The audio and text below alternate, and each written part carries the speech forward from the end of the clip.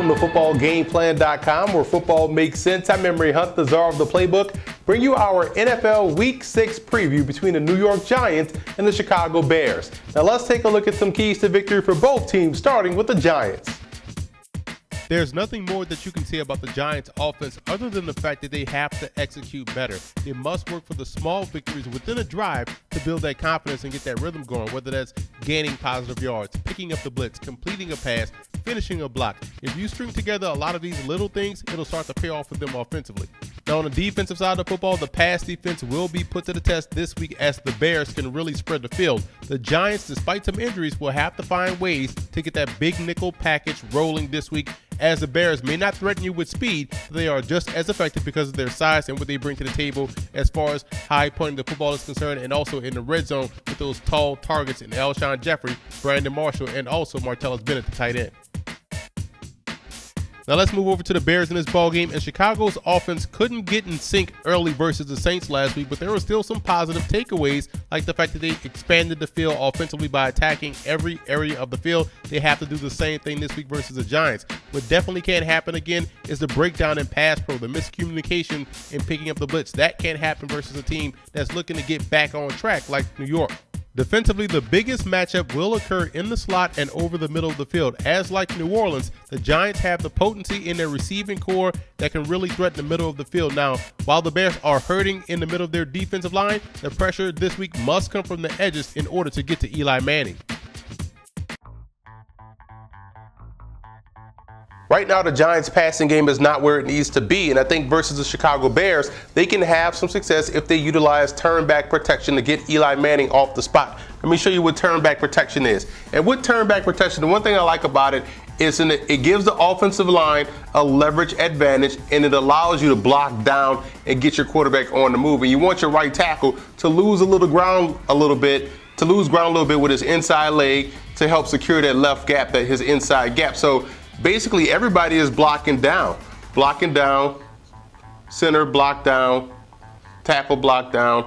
You want your tackle to lose a little ground and block down to secure everything, to wash everything down. And you hope your tight end releases. Let's just give receivers routes here. Let's just send these guys up the field, because what we're going to do now, you have the key right here in the fullback.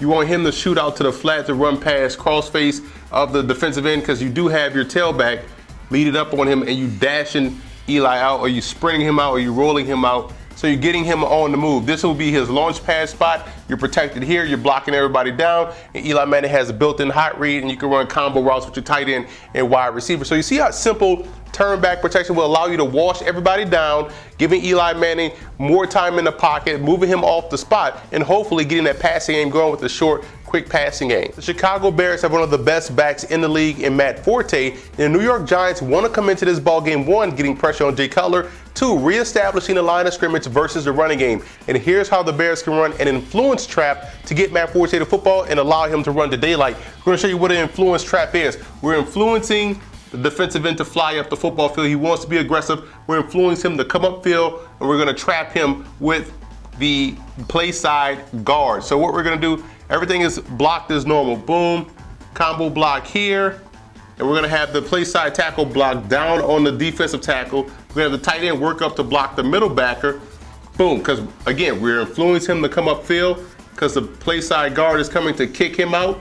And what about this guy? We have the fullback leading into the hole and taking him out, while Matt Forte hopefully is running to daylight, and we have Cutler reversing out. So you see right off the bat an influence trap. Influencing him to come up the field. We're trapping the defensive end, leading the fullback on the backer, hopefully allowing Matt Forte to run the daylight or make the strong safety miss. So that's one way they can get the football to Matt Forte, by influencing the defensive end to come upfield, kicking him out, and having the fullback lead up in the hole versus the strong side backer. The X factor in this game for the Giants will be their running game. They're going to rely on Darrell Scott and Brandon Jacobs to carry the load on the ground, as David Wilson will miss this game with an injury. They're going to have to bring some level of balance to this offensive attack in order to be successful.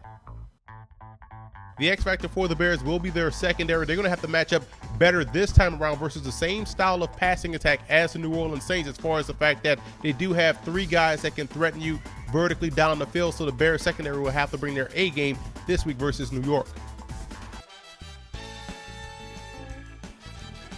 Now here are some coaching points for both teams in this ball game. For the Giants, the first drives are crucial. That's starting the game, entering a new quarter, coming out of halftime. Those are the drives that set the tone for the game, both on offense and defense, and they have to excel in that aspect this week versus Chicago. And they have to create pressure. If your front four can't get to Jay Cutler, don't hesitate to send an extra linebacker or maybe a corner or maybe even a safety off the edge. And safety play is going to be critical this week, both in the running game and the alley defender, as well as in pass defense playing over top. 4 hands are better than 2, and you want 2 sets of hands to be your defenders. And for the Bears in this ball game, you want to play the run on the way to the quarterback. That means you can get aggressive in your pressure packages until the Giants show the ability to consistently run the football. You don't have to respect it as much as you would a team that can move the ball on the ground. And I would go horizontal in the running game, sideline to sideline, and vertical in the passing game. That's how you can attack this Giants defense. That's how you can wear these guys out, and you'll be able to move the football at ease. And front side protection, you have 2 rookies starting at right guard and right tackle. They have to hold up their end of the bargain this week versus the Giants. Like I said before, that will be looking to get back on track rushing the passer.